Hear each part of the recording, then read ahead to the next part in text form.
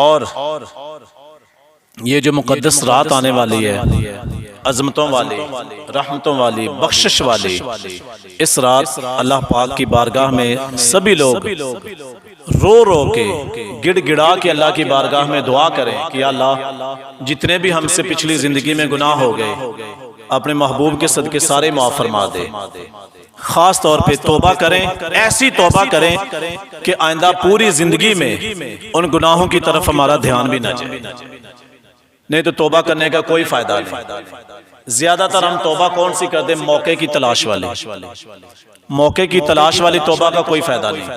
ہمیشہ یہ توبہ کریں کہ توبۃ نصوحا، ایسی توبہ کریں کہ یا اللہ جتنی ہم نے پیچھے نمازیں چھوڑ دی، یا اللہ پاک جتنے گناہ ہو گئے سارے معاف فرما، اور آئندہ کوشش کریں ہم بلکہ پکی توبہ کریں کہ جتنی نمازیں رہ گئی ان کی قضائی کریں، اور آئندہ آنے والی زندگی میں کبھی نماز قضائی نہ ہو، اور کبھی جھوٹ نہ بولیں، چوری چغلی جتنے بھی غلط کام ہیں سبھی سے توبہ کریں۔ یہ ایک ہمارے پاس موقع ہے، کیا پتا کسی کا وہ آخری موقع ہو، کوئی پتہ نہیں۔